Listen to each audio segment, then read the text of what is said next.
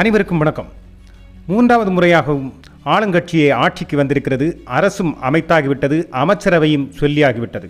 இப்போது நாம் தேர்ந்தெடுத்து அனுப்புகின்ற இந்த எம்பிக்கள், நாம் இந்த எம்பிக்களை மாதந்தோறும் எவ்வளவு செலவு செய்து வேலைக்கு அமர்த்தி இருக்கிறோம் என்பது தெரியுமா?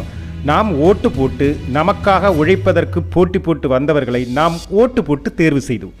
இந்த ஓட்டு போட்டு தேர்வு செய்தவர்கள் நமக்காக அங்கே சென்று உழைப்பதற்கும் நமது தொகுதியில் வந்து உழைப்பதற்குமாக இவர்களுக்கு நாம் எவ்வளவு மாதந்தோறும் செலவு செய்கிறோம், எவ்வளவு சம்பளம் கொடுக்கிறோம் என்பதை நாம் அறிந்திருக்க வேண்டாமா? நாம் எதற்கு எம்பிக்களை தேர்ந்தெடுத்து அனுப்புகிறோம்? நம் தேவைகளை, குறைகளை மத்திய அரசிடம் பேசி அவ்வப்போது அதன் அடிப்படையில் நமக்கு அதை பூர்த்தி செய்து தருவதற்கும், நம்மளுடைய பிரதிநிதியாக நம்மளுடைய விஷயங்களை அங்கே சபையில் தெரியப்படுத்துவதற்கும், அவற்றின் நலன்களை பெற்றுத் தருவதற்கும் தான் நாம் இவர்களை அனுப்பியிருக்கிறோம். இப்போது ஆட்சி அமைத்திருப்பது என்டிஏ என்ற கூட்டணி. தேர்தலில் பொதுவாக போட்டியிட்டது என்டிஏ என்ற கூட்டணியும் ஐஎன்டிஏ என்ற ஒரு கூட்டணி. இதில் என்டிஏ கூட்டணி 293 எம்பிக்கள் உண்டு. பிஜேபிக்கு தனியாக 240 உறுப்பினர்கள் உண்டு. மொத்தத்தில் அவர்கள் கூட்டணியுடன் சேர்ந்துதான் 293. அதே போன்ற எதிர்கட்சி கூட்டணிக்கிலோ 232. அதானது அதன் முதல் கட்சியான முக்கியமான கட்சியான காங்கிரசிற்கு 99 எம்பிக்களும் மற்ற கூட்டணி கட்சிகளின் எம்பிக்கள் அனைவருமாக சேர்த்து 232 எம்பிக்கள் உண்டு. கிட்டத்தட்ட 37 கட்சிகள் இந்த கூட்டணியில் இருப்பதாக சொல்லப்படுகிறது.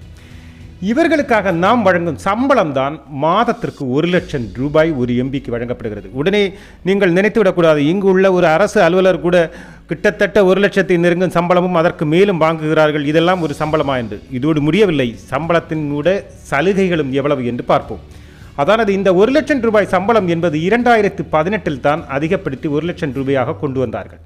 அத்துடன் இவர்களுக்கு தொகுதி அலவன்ஸ் என்று 70,000 ரூபாய் வழங்குகிறார்கள்.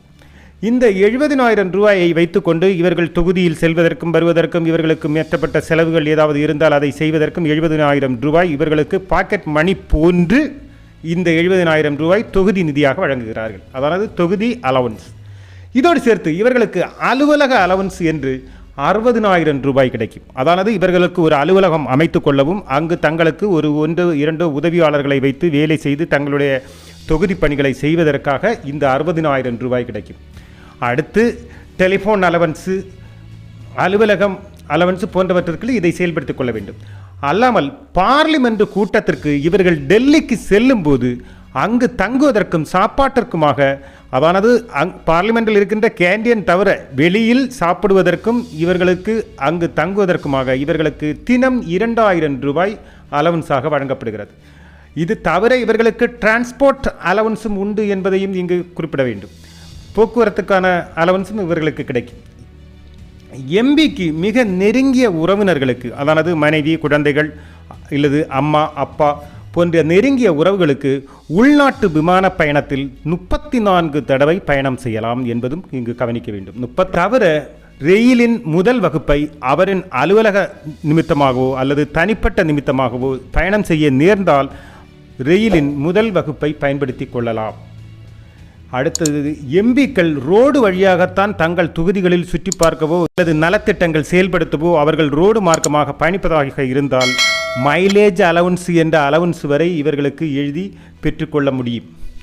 இது தவிர எம்பியாக இருக்கின்ற கால அளவில் அரசின் பெங்களாக்கள், ஹாஸ்டல்கள், எம்எல்ஏ ஹாஸ்டல், எம்பி ஹாஸ்டல் அல்லது அரசு டூரிஸ்ட் பெங்களாக்கள், இது போன்றவை சீனியாரிட்டியின் அடிப்படையில் இவர்களுக்கு வழங்கப்படும். இவர்களுக்கு இலவசமாக இவற்றை பயன்படுத்தி கொள்ள முடியும்.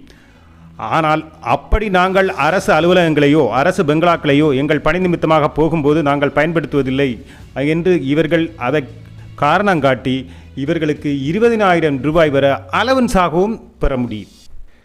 இது தவிர மத்திய அரசின் ஹெல்த் ஸ்கீம்களில் உள்ள மருத்துவமனை வசதிகளையும் இவர்களும் இவர்களை சார்ந்த உற்ற உறவினர்களும் பயன்படுத்த முடியும் என்பதும் குறிப்பிடத்தக்கது. அதோடு சேர்ந்து ஒரு மாதத்திற்கு 1,50,000 டெலிஃபோன் கால்களும் 50,000 யூனிட் கரண்டும் 40,000 கிலோ லிட்டர் தண்ணியும் கூட இவர்களுக்கு இலவசமாக பயன்படுத்தி கொள்ளலாம் என்ற சலுகைகளும் உண்டு. இப்படி பல சலுகைகள் வழங்கப்படுகிறது. இப்போது கணக்கு போட்டு பாருங்கள். உங்கள் பணி செய்ய நீங்கள் தேர்ந்தெடுத்து அனுப்பும் ஒரு எம்பி உங்கள் பிரதிநிதியாக வேலை பார்க்க 1 லட்சம் ரூபாய் சம்பளம் துவங்கி எவ்வளவு செலவு செய்யப்படுகிறார்கள், எவ்வளவு சலுகைகள் பெறுகிறார்கள் என்று இப்போது உங்களுக்கு புரிந்திருக்கும். இவ்வளவு சம்பளம் மற்றும் சலுகைகள் பெற்றுக்கொண்டு இவர்கள் உங்களுக்கு என்ன செய்கிறார்கள் என்பதையும் நீங்கள் இப்போது கணக்கு போட்டு பாருங்கள்.